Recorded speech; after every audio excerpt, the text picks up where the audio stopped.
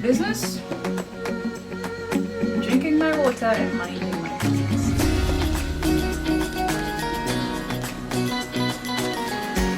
Today I want to talk about the reason why I became a feminist.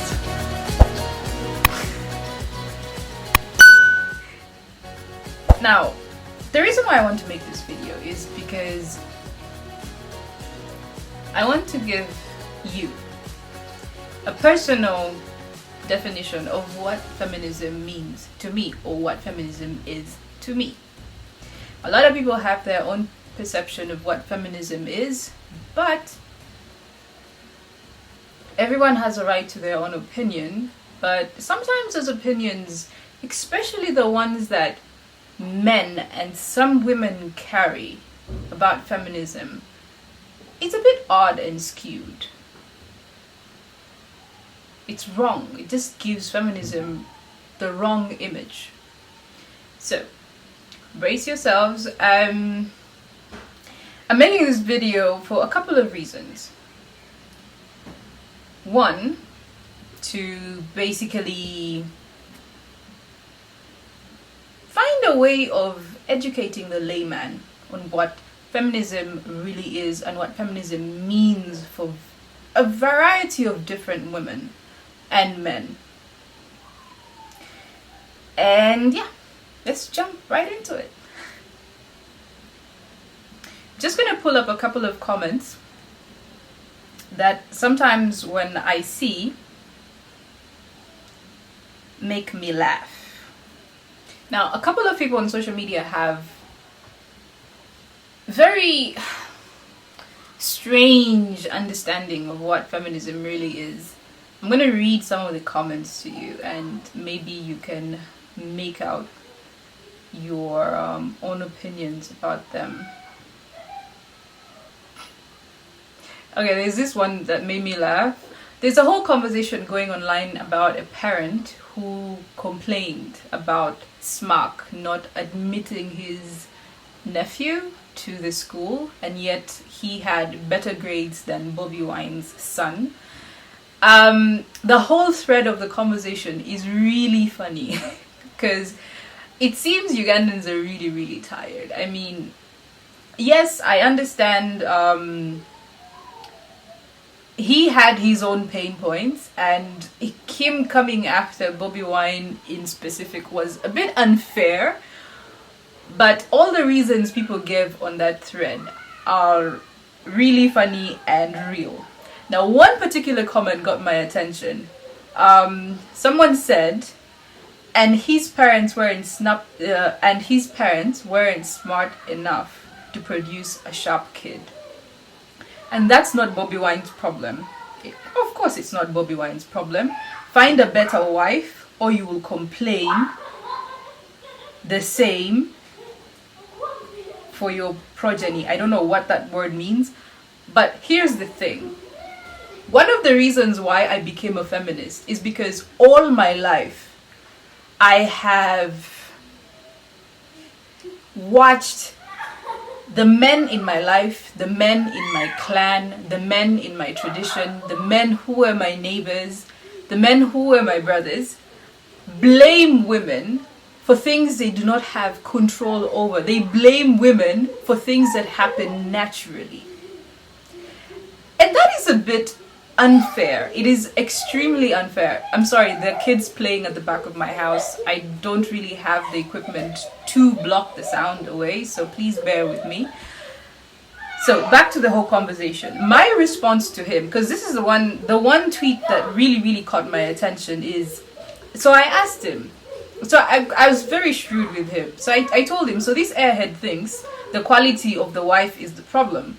Haven't you shifted enough blame on women? Leave us out of this stupidity. And he comes back and responds and says, keep your feminist head until you're 40 with fatherless children, then you will learn manners.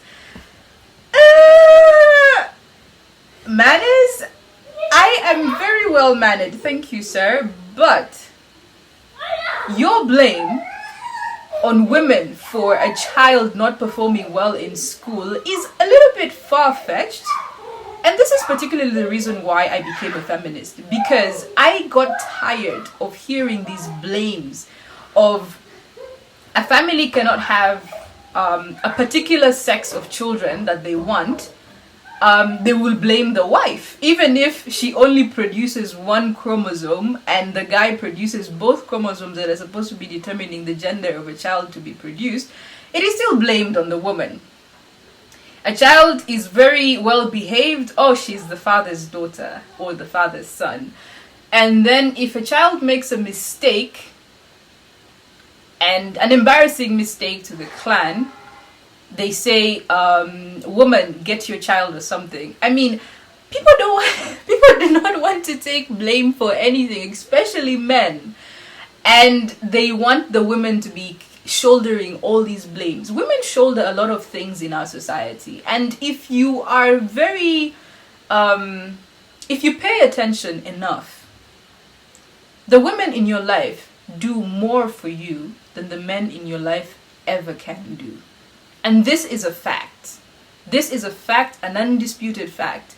The women in your life will go to lengths, extreme lengths, will sacrifice way more for you than your guy friends will ever do. And this is a fact. If anyone is disputing it, please come to the comment section and tell me what you think, because this is my opinion. These are the experiences that I have been having. This is a personal point of view on things and women and feminism. And for me, feminism is not about hating men.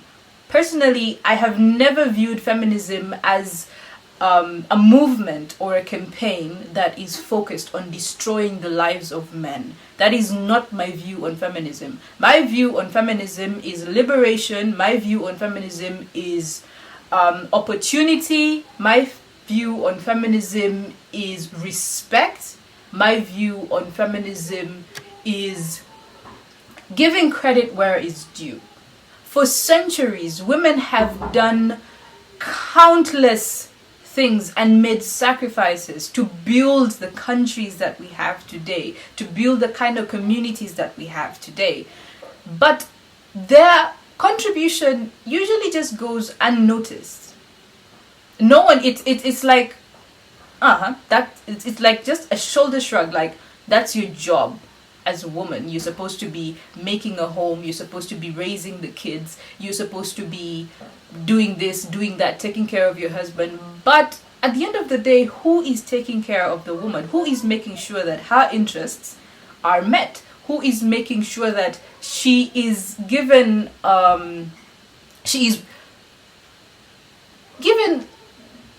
the respect that she deserves?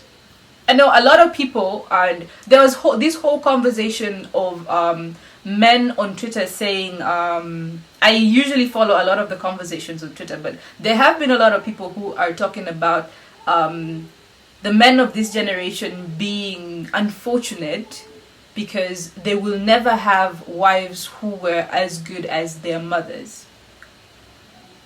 I'm sorry, but the reason that is the way it is now is because your mothers laid the foundation for the women that you have today. They taught us, their daughters, not to be like them. Personally, my mom has been my biggest inspiration and my biggest teacher. Her experiences, like I watched her throughout my life, hold down a lot of anger, hold down a lot of grief, take blows for so many things that she wasn't responsible for. And for me, that groomed me into the kind of feminist I am today. She openly discusses her dreams with me, and she openly tells me the things that she wishes she had access to as a woman. That opened my eyes to a lot of the injustice that women face today, in terms of access to opportunity, in terms of respect, in terms of the protection that they get from our society today. Women are the least protected if you are to pay enough attention. Women get the least reward for the hardest work that they do in our community today. So some men coming up, I'm saying some men because I know not all men are as bad as we think they are. No, not as bad as that, scratch that. Not all men are terrible people. Some men have been groomed well enough to be respectful and to recognize the contributions of women into their lives, and they have actively done it, and that's a good job. Kudos to their parents. But a majority of the men seem not to see the kind of injustice they put on women, even when they are doing it. Recently, I was having a conversation with, I usually have these conversations with my guy friends. I have a lot of guy friends. I'll tell you about that in some other video, why like 80% of my friends are guys and I have like 20% who are girls. I'm gonna do another video on that. But a lot of these men seem to be very ignorant of the fact that, not ignorant, they seem to be blind to the kind of injustice that they pose to women. Because one day I was having a conversation with a friend of mine about opportunities that women have in the workplace and the kind of rewards that they get in terms of payment or salary. Women get to do the most work. They contribute the most to the growth of the organizations that they are a part of. But their contributions usually go unnoticed. I say this because I have been in an organization whereby my contributions and my hard work was simply swept under the rug, and it is the men who I worked with who got the recognition on my behalf. Like, it was something that really pissed me off most of the times. It also demoralized me on a great scale at the workplace, but that's also another conversation. But truth is, when society thinks of anyone to blame for the misfortunes or the wrongdoing in a community, the first people they look at are the women. You will find a woman being blamed for the behavior of her son, as if she's the only one who is supposed to be grooming him. So many homes are being shouldered by women. And that's a lot of responsibility that they do not get recognized for. I know a lot of you will have your own personal arguments on, why certain things are the way they are, the differences in the sexes and blah, blah, blah. But let's be honest. A woman is a human being, and so is a man. I like to say that, give credit where it's due. If a woman is shouldering most of the responsibilities in a home, give her the credit that she deserves. Because that shit is demoralizing when the only person getting recognized for good work is the man. That shit can demoralize you in so many ways. Now, away from the conversation of, putting responsibility and, giving rewards where it's not due. The comment that this guy made, I don't want to give him the attention, so I'm not going to show who he is. But people seem to think that, feminists are man haters, will never get married. Truth be told, I do not care. I do not give a damn in the world if I never get married. Bottom line is, there are 5 things that really, really matter to me. My personal happiness, my personal growth, my peace of mind, my safety, and how I feel about everything. Personally, if I put myself in a particular situation, I ask myself, how do I feel about this? Am I comfortable? Am I this? So, women, I like the evolution that women are undergoing, because we have been finally brought to a phase where we have started thinking about ourselves more. Because in the past, it was never about you. It was about your husband, it was about your kids. You were basically in the background. I do not want to be that woman who is in the background. I want to be the woman who is running things. So, If I'm to have fatherless children, that is okay. At the end of the day, I am not going to be shouldering responsibility for one adult person and one child. Okay, 2 children. I'm sorry. But there's nothing wrong with being a single mom if it is a choice.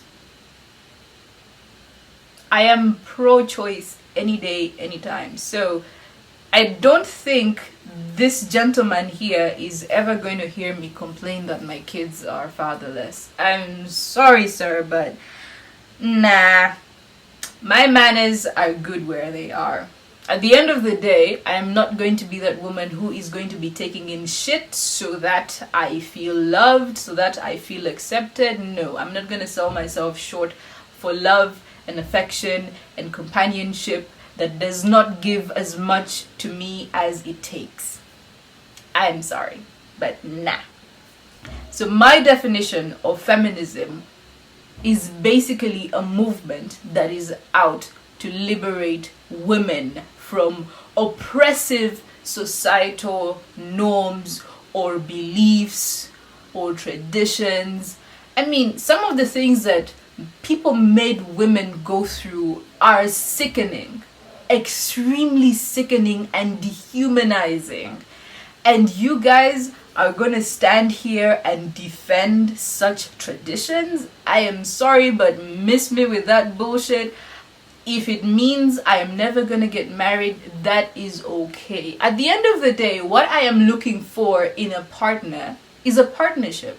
I am not looking to adopt any adult person who I am going to be taking care of for the rest of my life, and the reverse is non-existent. I'm sorry, but that is not the kind of relationships I am looking for.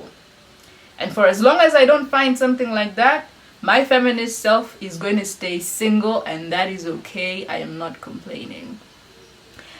So, what is your definition of feminism, and what is your understanding of feminism? What are some of the misconceptions that you have been fed, that you have come to realize that are not true about feminism? Please share with me in the comment section below, and let's have this conversation openly.